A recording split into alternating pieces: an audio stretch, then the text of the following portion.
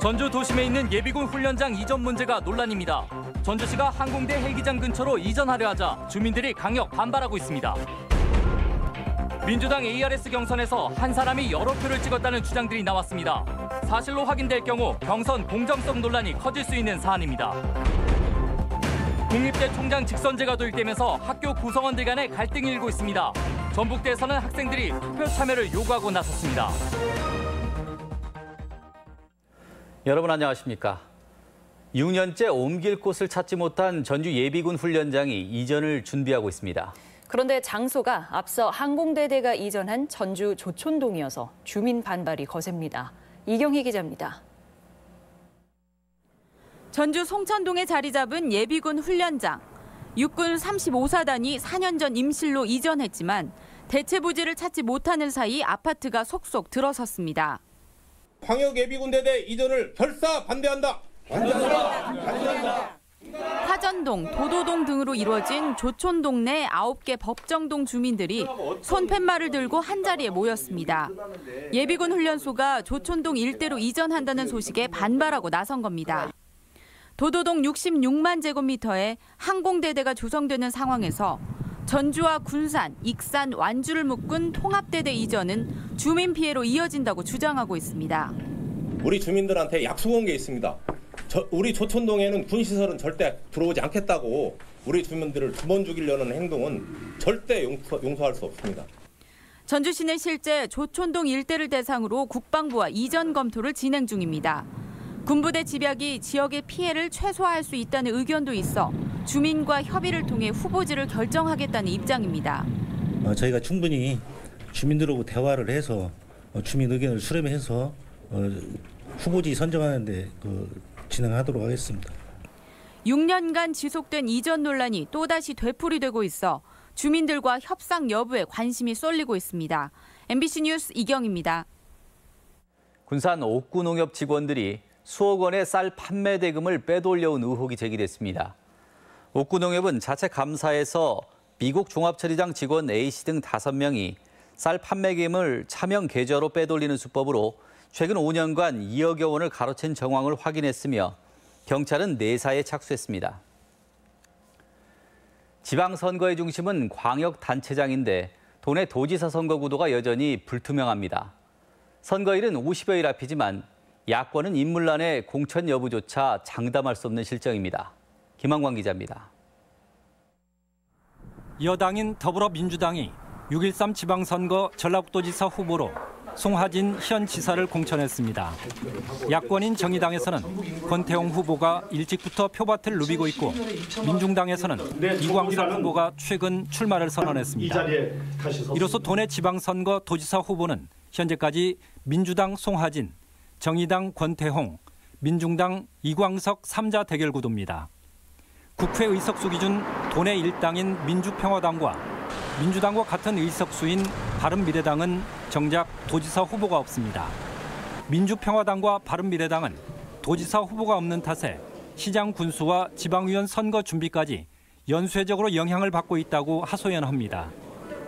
어느 정도 영향이 있습니다만은 조만간 능력 있는 도지사 후보가 결정이 되면은 아울러서 광역의원과 기초의원들도 힘을 받으리라고 생각하고 있습니다. 유권자 기대에 맞는 유력 후보를 찾다 보니 공천이 늦어지고 있다지만 워낙 낮은 당 지지율에 물색할 인력이 아예 바닥난 건 아닌지 우려됩니다. 여러 후보군들을 접촉하고 있는데 솔직히 많은 분들이 고사하고 있는 상태거든요. 그런데 저희가 중앙당과 도당 차원에서 열심히 좋은 분들을 많이 찾아서 두 야당은 어떻게든 후보를 내겠다는 말만 반복할 뿐 구체적인 방안이 없어 최악의 경우 도지사 후보 없는 지방선거전마저 배제할 수 없는 상황입니다. MBC 뉴스 김한과입니다. 앞서 보신 것처럼 민주당뿐만 아니라 야당 후보들도 많습니다. 자, 오늘부터는 야권 도지사 후보들을 차례로 만나 자세한 이야기 나눠보겠습니다. 첫 시간인 오늘은 정의당의 권태홍 전북지사 후보 나오셨습니다. 반갑습니다. 안녕하세요. 자, 민주당 지지율이 70%를 넘는 상황에서 야당 후보가 경쟁이 가능할지 궁금한데 이런 상황에서도 출마하시게 된 계기가 있다면? 예, 전라북도의 정치와 경제가 지금처럼 낙후된 거는 일당 독점으로 인한 무능과 부패 때문에 그렇습니다. 현재 민주당의 독주는 민주당 스스로의 실력에 의한 것이 아니고 국민들이 만들어준 상황입니다. 오히려 이 상황에서 국민들의 요청은 변화입니다. 그런 변화를 주도하겠다. 그리고 변화를 만들어내겠다. 이런 약속을 도민들께 드리고 선택받기 위해서 출마했습니다. 자, 여당 후보인 송하진 지사의 공약을 포함해서 민선 6기 도정을 평가해 주신다면 어떤 말씀하시겠습니까? 예, 송하진 지사가 1, 2, 3 공약을 냈습니다. 관광객 1억 명, 소득 2배, 그리고 인구 300만입니다. 현재는 어떻습니까? 전혀 실현되지 못하고 있습니다. 전라북도 최근에 GM 또 현대중공업 사태에도 보듯이 미리 대비하고 준비했어야 될 그런 중장기 정책과 그 대비가 없습니다. 그런 면에서 현재의 어떤 위기, 현재의 낙후에 책임을 져야 되는 그런 평가를 저는 하고 싶습니다. GM 군산공장 폐쇄를 필두로 전북 경제가 위기에 처해 있습니다. 어떤 해결 방안 가지고 계십니까? 예, 전북 경제뿐만 아니라 대한민국 산업 전체가 위기입니다. 근데 그 무게의 아픔을 가장 크게 전북이 느끼고 있습니다. 지금의 위기를 기회로 바꿔야 됩니다.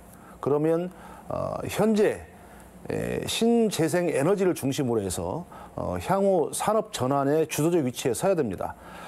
새만금이 문재인 정부 하에서 대한민국의 경제 전환의 계기와 근거지가 될 수 있도록 그런 어떤 기획과 투자가 필요하다 이렇게 생각하고 있습니다.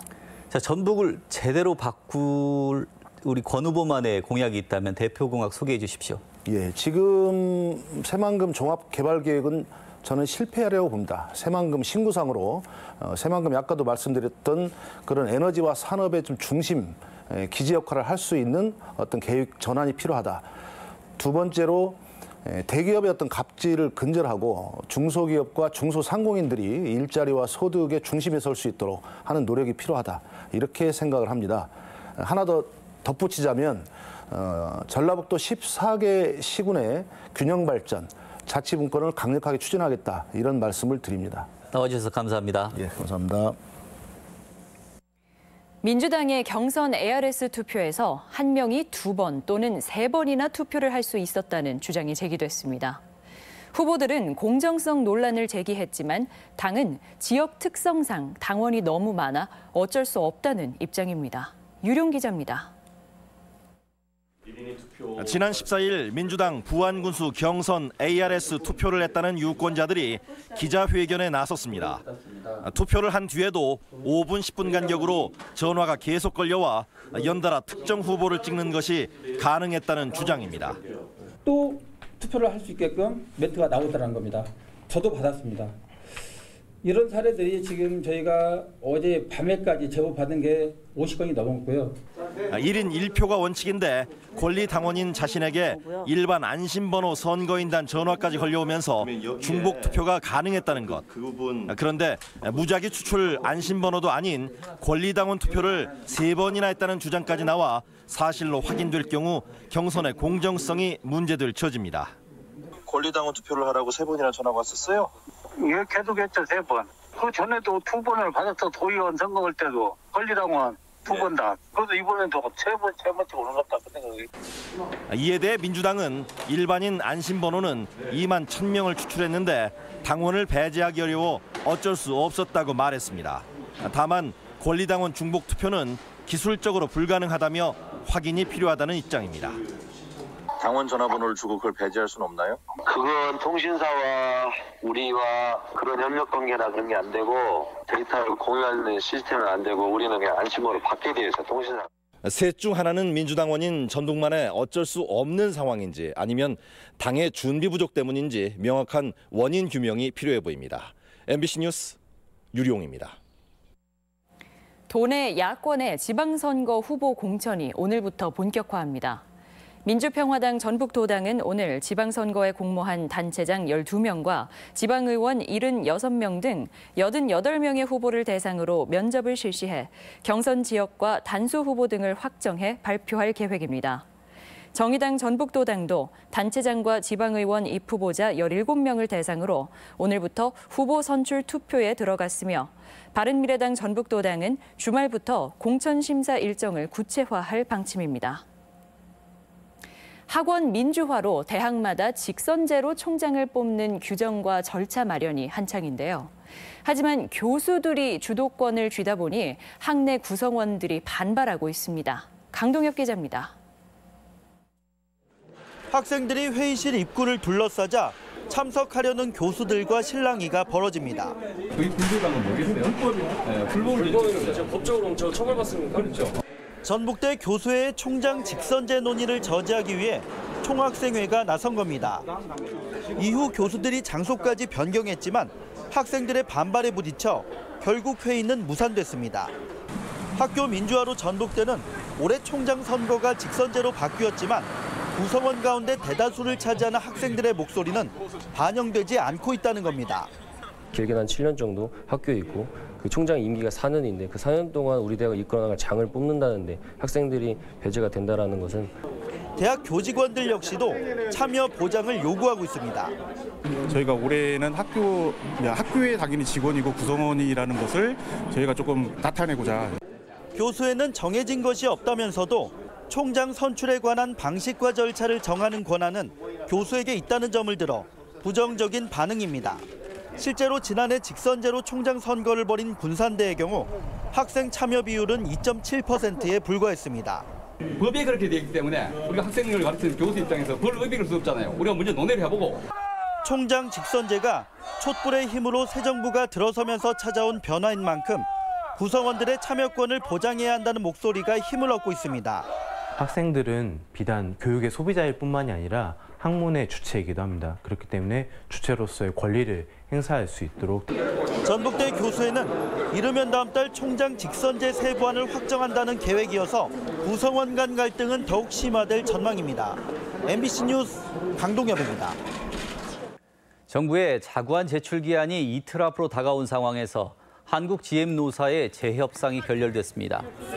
한국GM노사는 인천 부평공장에서 9차 임단협을 갖고 군산공장 정상화와 복리후생비 감축, 고용 보장 등을 논의했지만 입장차만 확인한 채 협상을 이어가지 못했습니다. 도내 여성단체와 시민단체로 구성된 미투운동과 함께하는 전북시민행동이 출범했습니다. 전북시민행동은 풍남문 광장에서 기자회견을 열어 고질적인 성차별 문화를 바꾸기 위한 미투운동을 강력히 지지한다며 성폭력은 개인의 사건이 아니라 사회의 과제라고 강조했습니다. 도 선관위는 고등학교 후배에게 선거와 관련해 금품을 제공한 도의원 이프보 예정자 A씨와 후배 B씨를 공직선거법 위반 혐의로 고발했습니다. A씨는 고교 후배인 B씨에게 선거사무소 선정과 선거운동 인력 모집을 맡기는 명목으로 300만 원을 건넨 혐의입니다. 전북을 농기계 산업 중심지로 육성하기 위한 움직임이 본격화합니다. 전라북도는 오는 2022년까지 195억 원을 투입해 지역 내 농기계 산업 특화 인프라 구축을 위한 수출 농기계 고도화 지원 사업을 벌인다고 밝혔습니다. 도는 한국생산기술연구원과 연계해 기업의 최적화된 설계와 기술을 지원하고 오는 2030년 세계 점유율을 3%까지 끌어올린다는 계획입니다. 폐교가 교육 공간으로 활용됩니다. 전북교육청은 늘어나는 폐교를 교육 자원으로 활용하기 위해 최근 폐교된 익산 금성초를 생태 창작 놀이터로 옛 이리남중은 외국어 교육센터를 조성하기로 했습니다. 또 폐교 40여 곳에는 사고나 화재 예방을 위해 CCTV를 설치하고 지역 학부모와 학생 의견을 반영합니다. 전북권 뉴스였습니다.